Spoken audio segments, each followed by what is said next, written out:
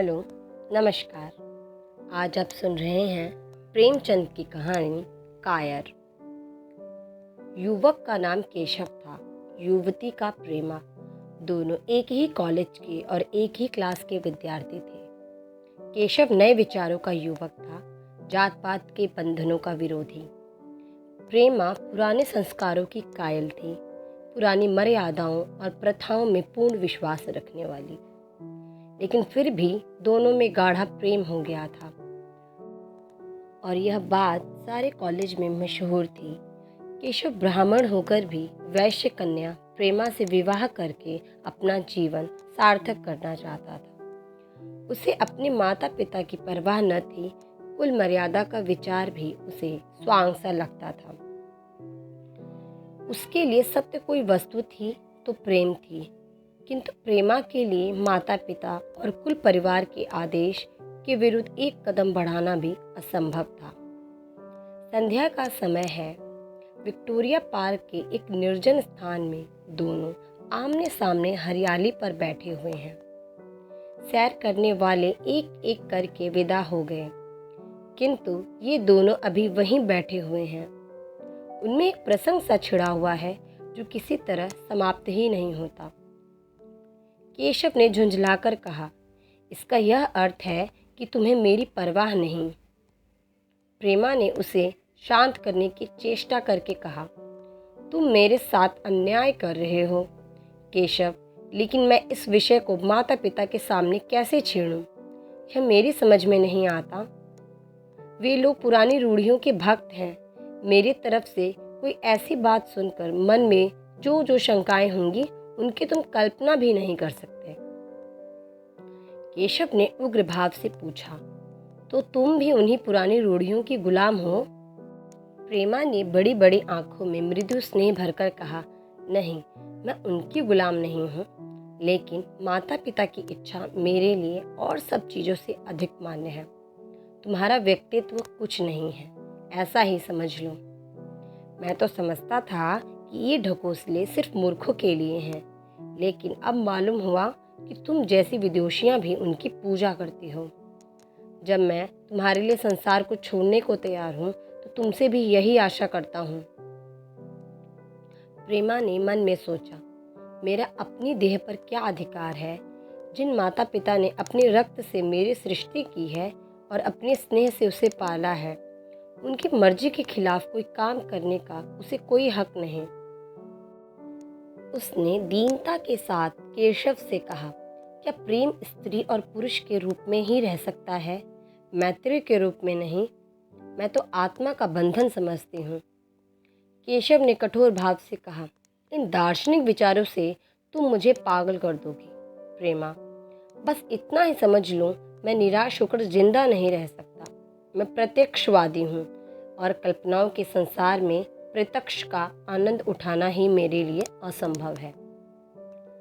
यह कहकर उसने प्रेमा का हाथ पकड़कर अपनी ओर खींचने की चेष्टा की। प्रेमा ने झटके से हाथ छुड़ा लिया और बोली, नहीं केशव, मैं कह चुकी हूँ कि मैं स्वतंत्र नहीं हूँ। तुम मुझसे वह चीज न मांगो जिस पर मेरा कोई अधिकार नहीं है। केशव को अगर प्रेमा ने कठोर शब्द कहे होते तो भी उसे दुख न हुआ होता।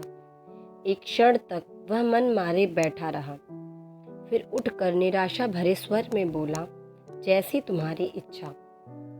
आहिस्ता आहिस्ता कदम सा उठाता हुआ वहां से चला गया। प्रेमा अब भी वहीं बैठी आंसू बहाती रही। रात को भोजन करके प्रेमा जब अपनी माँ के साथ लेटी तो उसकी आंखों में नींद न थी। केशव ने उसे एक ऐसी बात कह दी थी जो चंचल पानी में पड़ने वाली छाया की तरह उसके दिल पर छाई हुई थी। प्रतिक्षण उसका रूप बदलता था, वह उसे स्थिर न कर सकती थी। माता से इस विषय में कुछ कहे तो कैसे कहे, लज्जा मुंह बंद कर देती थी। उसने सोचा, अगर केशव के साथ मेरा विवाह नहीं हुआ तो उस समय मेरा क्या कर्तव्य होगा? अगर केशव ने कुछ उद्दंडता कर डाली तो मेरे लिए संसार में फिर क्या रह जाएगा? लेकिन मेरा बस ही क्या है? इन भांति भांति के विचारों में एक बात जो उसके मन में निश्चित हुई वह यह थी कि केशव के सिवा वह और किसी से विवाह नहीं करेगी। उसकी माता ने पूछा, क्या तुझे अब तक नींद नहीं आई? मैंने तुझसे कितनी बार कहा कि थोड़ा बहुत घर का काम काज कर लिया कर, लेकिन तुझे किताबों से फुर्सत नहीं मिलती। 4 दिन में तू पराए घर जाएगी, कौन जाने कैसा घर मिले। अगर कुछ काम करने की आदत ना रही तो कैसे निबाह होगा? प्रेमा ने भोलेपन से कहा, मैं पराए घर जाऊंगी ही क्यों? माता ने मुस्कुराकर कहा, लड़कियों के लिए यही तो सबसे बड़ी विपत्ति है बेटी। माँ बाप की गोद में पलकर ज्यों ही सयानी हुई दूसरों की हो जाती है। अगर अच्छे प्राणी मिले तो जीवन आराम से कट गया, नहीं रो रो कर दिन काटना पड़ा।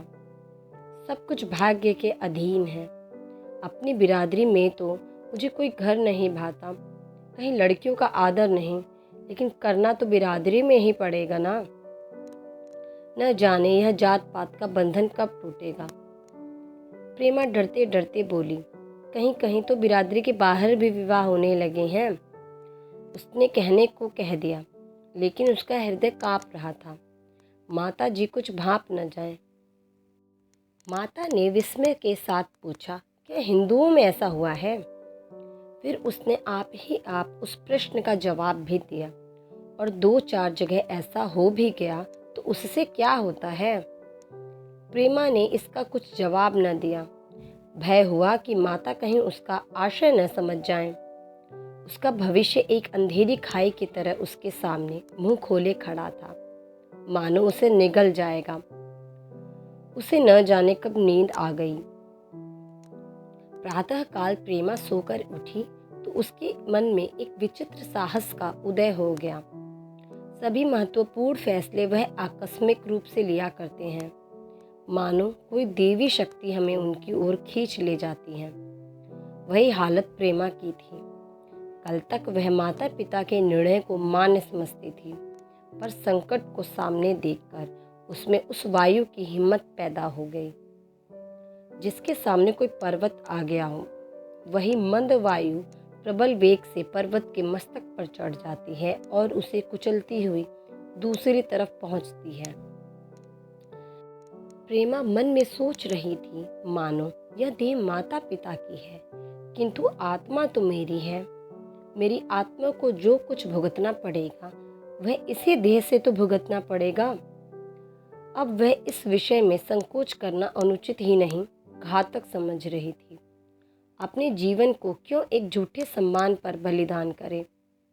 उसने सोचा, विवाह का आधार अगर प्रेम न हो तो वह देह का विक्रय है।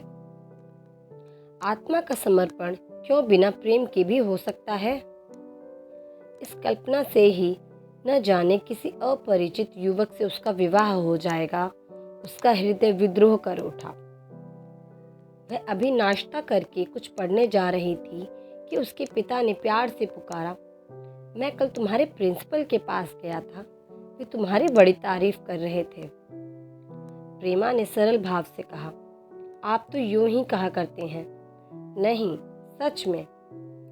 यह कहते हुए उन्होंने अपनी मेज की दराज खोली और मखमली चौखटों में जुड़ी एक तस्वीर निकालकर उसे दिखाते हुए बोले, यह लड़का ICS के इम्तिहान में प्रथम आया है। इसका नाम तो तुमने सुना होगा। बूढ़े पिता ने एक ऐसी भूमिका बांधी थी कि माँ उनका आशय न समझ सकी, लेकिन प्रेमा भांप गई। उनका मन तीर की भांति लक्ष्य पर जा पहुंचा। उसने बिना तस्वीर की ओर देखे ही कहा, नहीं, मैंने तो उसका नाम नहीं सुना। पिता ने बनावटी आश्चर्य से कहा, क्या तुमने उसका नाम ही नहीं सुना? आज के दैनिक पत्र में उसका जीवन चरित्र वृतांत छपा है। प्रेमा ने रुखाई से जवाब दिया, होगा, मगर मैं तो उस परीक्षा का कोई महत्व नहीं समझती। मैं तो समझती हूँ जो लोग इस परीक्षा में बैठते हैं वे पल्ले सिर के स्वार्थी होते हैं। आखिर उनका उद्देश्य इसके सिवा और क्या होता है कि अपने गरीब, निर्धन, दलित भाइयों पर शासन करें और खूब धन संचय करें। यह तो जीवन का कोई ऊंचा उद्देश्य नहीं है। इस आपत्ति में जलन थी, अन्याय था, निर्दयता थी। पिताजी ने समझा था प्रेमा यह बखान सुनकर लट्टू हो जाएगी। यह जवाब सुनकर तीखे स्वर में बोले, तू तो ऐसी बातें कर रही है जैसे तेरे लिए धन और अधिकार का कोई मूल्य ही नहीं। प्रेमा ने ढिठाई से कहा, मैं तो इसका मूल्य नहीं समझती, मैं तो आदमी में त्याग देखती हूँ। ऐसे युवक को जानती हूँ जिन्हें यह पद जबरदस्ती भी दिया जाए तो स्वीकार नहीं करेंगे। पिता ने उपहास के ढंग से कहा, यह तो आज मैंने नई बात सुनी। मैं तो देखता हूँ कि छोटी छोटी नौकरियों के लिए लोग मारे मारे फिरते हैं। मैं ज़रा उस लड़की की सूरत देखना चाहता हूँ जिसमें इतना त्याग हो। मैं तो उसकी पूजा करूँगा। शायद किसी दूसरे अवसर पर ये शब्द सुनकर प्रेमा लज्जा से सिर झुका लेती, पर इस समय उसकी दशा उस सिपाही की सी थी जिसके पीछे गहरी खाई हो। आगे बढ़ने के सिवा उसके लिए और कोई मार्ग न था। अपने आवेश को संयम से दबाती हुई, आंखों में विद्रोह भरे, वह अपने कमरे में गई और केशव के कई चित्रों में से वह चित्र चुनकर लाई जो उसकी निगाह में सबसे खराब था और पिता के सामने रख दिया। बूढ़े पिताजी ने चित्र को उपेक्षा के भाव से देखना चाहा, लेकिन पहली ही दृष्टि में उसने उन्हें आकर्षित कर लिया। ऊंचा कद था और दुर्बल होने पर भी उसका गठन स्वास्थ्य और संयम का परिचय दे रहा था। मुख पर प्रतिभा का तेज न था, पर विचारशीलता का कुछ ऐसा प्रतिबिंब था जो उसके मन में विश्वास पैदा करता था। उन्होंने उस चित्र की ओर देखते हुए पूछा, यह किसका चित्र है? प्रेमा ने संकोच से सिर झुकाकर कहा, यह मेरे ही क्लास में पढ़ते हैं। अपनी ही बिरादरी का है क्या? प्रेमा मुख मुद्रा धूमिल हो गई। इसी प्रश्न के उत्तर पर उसकी किस्मत का फैसला हो जाएगा। उसके मन में पछतावा हुआ कि मैं व्यर्थ ही यह चित्र लाई। उसमें एक क्षण के लिए जो दृढ़ता आई वह इस पैनी प्रश्न के सामने कातर होती। दबी हुई आवाज में बोली, जी नहीं, वह ब्राह्मण है। और यह कहने के साथ ही वह क्षुब्ध होकर कमरे से निकल गई, मानो यहाँ की वायु में उसका गला घुटा जा रहा हो, और दीवार की आड़ में होकर रोने लगी। लाला जी को तो पहले ऐसा क्रोध आया कि प्रेमा को बुलाकर साफ साफ कह दें कि यह असंभव है। वे उसी गुस्से में दरवाजे तक आए, लेकिन प्रेमा को रोते देखकर नम्र हो गए। इस युवक के प्रति प्रेमा के मन में क्या भाव थे, यह उनसे छिपा न रहा। वे स्त्री शिक्षा के पूर्ण समर्थक थे, लेकिन साथ ही कुल मर्यादा की रक्षा भी करना चाहते थे। अपनी ही जाति की सुयोग्य वर्ग के लिए अपना सर्वस्व अर्पण कर सकते थे, लेकिन उस क्षेत्र के बाहर कुलीन से कुलीन और योग्य से योग्य वर्ग की भी कल्पना उनके लिए असह्य थी। इससे बड़ा अपमान वे सोच ही नहीं सकते थे। उन्होंने कठोर स्वर में कहा, आज से कॉलेज जाना बंद कर दो। अगर शिक्षा कुल मर्यादा को डुबोना ही सिखाती है तो कुशिक्षा है। प्रेमा ने कातर कंठ से कहा, परीक्षा तो समीप आ गई है। लाला जी ने दृढ़ता से कहा, आने दो, और फिर अपने कमरे में जाकर विचारों में डूब गए। 6 महीने गुजर गए।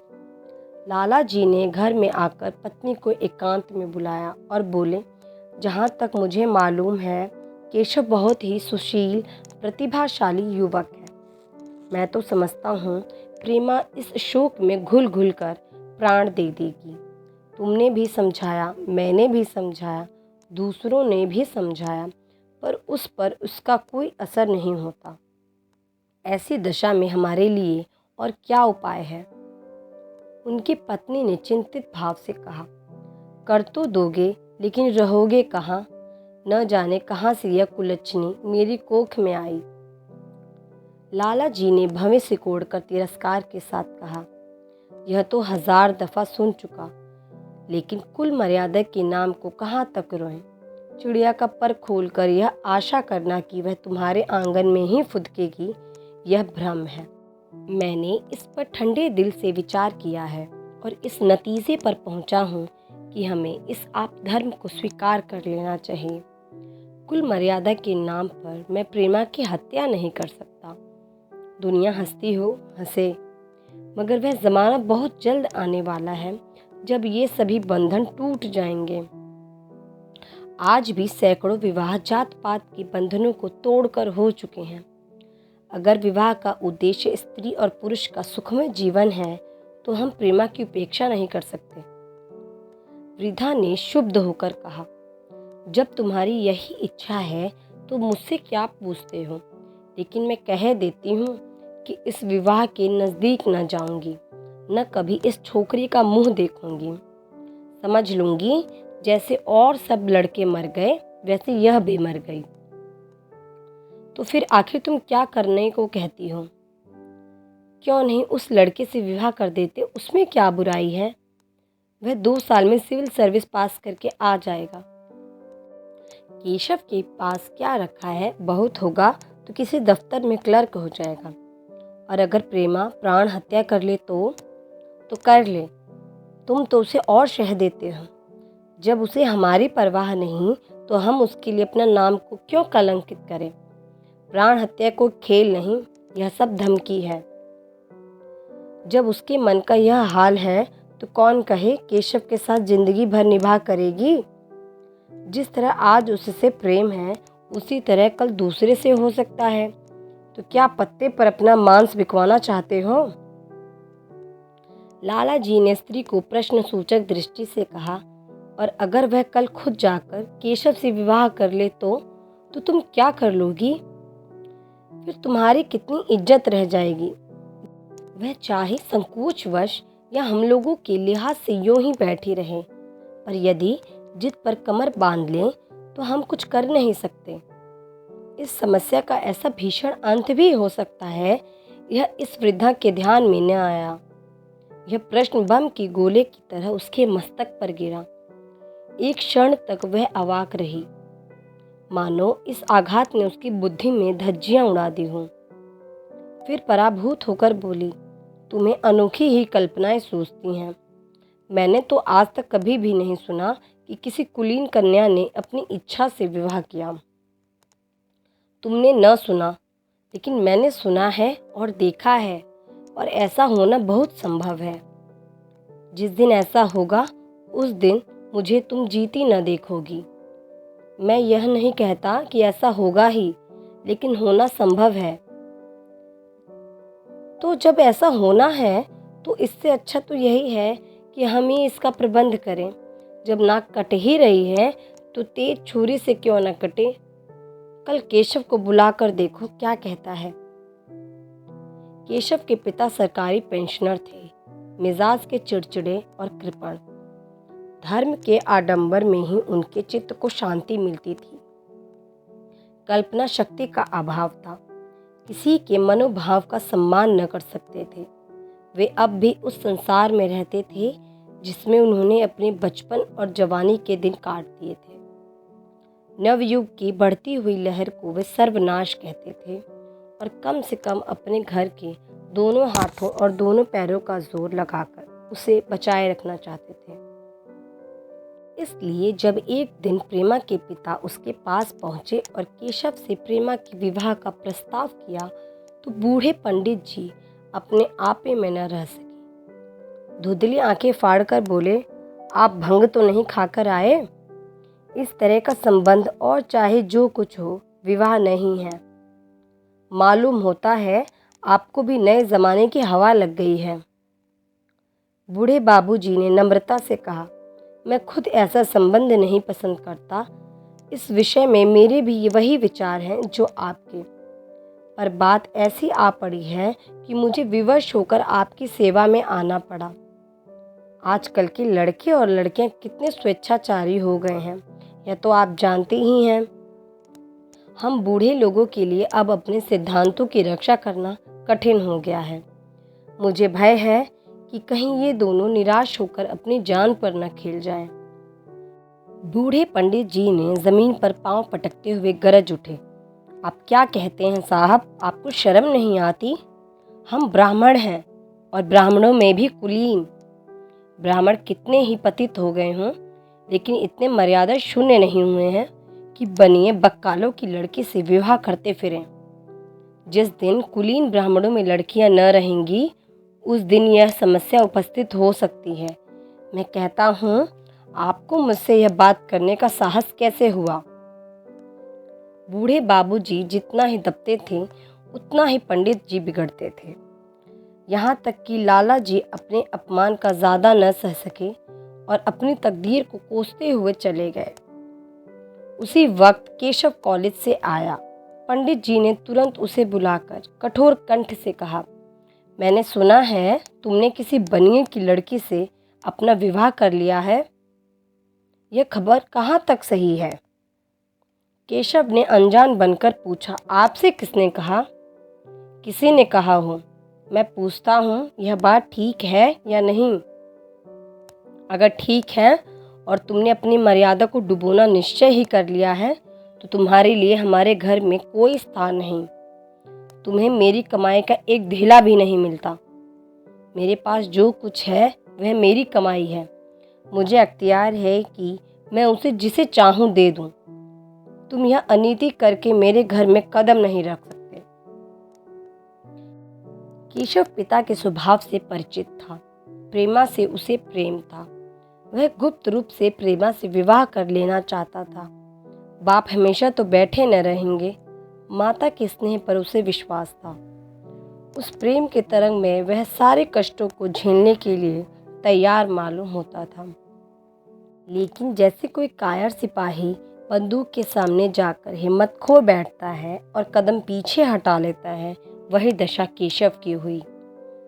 वह साधारण युवकों की तरह सिद्धांतों के लिए बड़े बड़े तर्क कर सकता था।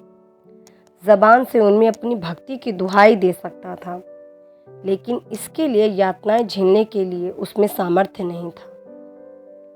अगर वह अपनी जिद पर अड़ा और पिता ने भी टेक रखी, तो उसका ठिकाना कहाँ लगेगा? उसका जीवन ही नष्ट हो जाएगा। उसने दबी जबान से कहा, जिसने भी आपसे यह कहा है बिल्कुल झूठ कहा है। पंडित जी ने तीव्र नेत्रों से कहा, तो यह खबर बिल्कुल गलत है? जी हाँ, बिल्कुल गलत। तो तुम आज ही इसी वक्त उस बनिए को खत लिख दो और याद रखो कि अगर इस तरह की चर्चा फिर कभी उठी तो तुम्हारा सबसे बड़ा शत्रु होऊंगा। बस जाओ। केशव और कुछ न कह सका। वह यहाँ से चला तो ऐसा मालूम होता था कि पैरों में दम नहीं है। दूसरे दिन प्रेमा ने केशव के नाम यह पत्र लिखा, प्रिय केशव, तुम्हारे पूज्य पिता ने लाला जी के साथ जो अशिष्ट और अपमानजनक व्यवहार किया है, उसका हाल सुनकर मेरे मन में बड़ी शंका उत्पन्न हो रही है। शायद उन्होंने तुम्हें भी डांट फटकार बताई होगी। ऐसी दशा में मैं तुम्हारे निश्चय सुनने के लिए विकल हो रही हूँ। तुम्हारे साथ हर तरह का कष्ट झेलने के लिए तैयार हूँ। मुझे तुम्हारे पिताजी की संपत्ति का मोह नहीं। मैं तो तुम्हारा केवल प्रेम चाहती हूँ और उसी में प्रसन्न हूँ। आज शाम को यहीं आकर भोजन करो। दादा और माँ तुमसे मिलने के लिए बहुत इच्छुक हैं। वह सपने देखने में मग्न हूँ जब हम दोनों उस सूत्र में बंध जाएंगे जो टूटना ही नहीं जानता, जो बड़ी से बड़ी आपत्ति में भी अटूट रहता है। तुम्हारी प्रेमा। संध्या हो गई और इस पत्र का कोई जवाब न आया। उसकी माता बार बार पूछती थी, केशव आए नहीं? बूढ़े लाला भी द्वार की ओर आंख लगाए बैठे थे। यहाँ तक कि रात के 9 बज गए पर केशव नहीं आए, न उनका पत्र। प्रेमा के मन में भांति भांति के संकल्प उठ रहे थे। कदाचित उन्हें पत्र लिखने का अवकाश न मिला होगा या आ जाने की फुर्सत नहीं मिली होगी। कल अवश्य आ जाएंगे। केशव ने पहले उसके पास जो प्रेम पत्र लिखे थे उन सबको उसने फिर पढ़ा। उनके एक एक शब्द से कितना अनुराग टपक रहा था, उनमें कितना कंपन था, कितनी विकलता, कितनी तीव्र आकांक्षा। फिर उसे केशव के वे वाक्य याद आए जो उसने सैकड़ों बार ही कहे थे। कितनी बार वह उसके सामने रोया था। इतने प्रमाणों के होते हुए निराशा के लिए कहाँ स्थान था। मगर फिर भी सारी रात उसका मन जैसे सूली पर टंगा रहा। प्रातःकाल केशव का जवाब आया। प्रेमा ने कांपते हुए हाथों से पत्र लेकर पढ़ा। पत्र हाथ से गिर गया। ऐसा जान पड़ा मानो उसकी देह का रक्त स्थिर हो गया हो। बड़े संकट में हूँ कि तुम्हें क्या जवाब दूँ। मैंने इधर इस समस्या पर खूब ठंडे दिल से विचार किया है और इस नतीजे पर पहुँचा हूँ कि वर्तमान दशाओं में मेरे लिए पिता की आज्ञा का उपेक्षा करना दुस्साहस है। मुझे कायर न समझना, मैं स्वार्थी भी नहीं हूँ, लेकिन मेरे सामने जो बाधाएं हैं उन पर विजय पाने की शक्ति मुझ में नहीं है। पुरानी बातों को भूल जाओ। उस समय मैंने इन बाधाओं की कल्पना न की थी। माँ ने एक लंबी गहरी चलती हुई सांस खींची और उस खत को फाड़कर फेंक दिया। उसकी आंखों से अश्रुधार बहने लगी। जिस केशव को उसने अपने अंतःकरण से वर कर लिया था, वह इतना निष्ठुर हो जाएगा, उसकी यह रत्ती भर भी आशा न थी। उसको मालूम पड़ा मानो वह अब तक कोई सुनहला सपने देख रही थी, पर आंख खुलने पर वह सब कुछ अदृश्य हो गया। जीवन में जब आशा ही लुप्त हो गई तो अंधकार के सिवा और क्या रहा। अपने हृदय की सारी संपत्ति लगाकर उसने एक नाव लदवाई थी। वह नाव जलमग्न हो गई। अब दूसरी नाव कौन वहां से लदवाए। अगर वह नाव टूटी है तो उसके साथ वह भी डूब जाएगी। माता ने पूछा, केशव का पत्र है क्या? प्रेमा ने भूमि की ओर ताकते हुए कहा, हाँ, उनकी तबीयत अच्छी नहीं है, इसके सिवा और क्या कहें। केशव की निष्ठुरता और बेवफाई का समाचार कहकर लज्जित होने का साहस उसमें न था। दिन भर वह घर के काम धंधों में लगी रही, मानो उसे कोई चिंता ही नहीं। रात को उसने सबको भोजन कराया, खुद भी भोजन किया और बड़ी देर हारमोनियम पर गाती रही। मगर सवेरा हुआ तो उसके कमरे में उसकी लाश पड़ी हुई थी। प्रभात की सुनहरी किरणें उसके पीले मुख को जीवन की आभा प्रदान कर रही थीं।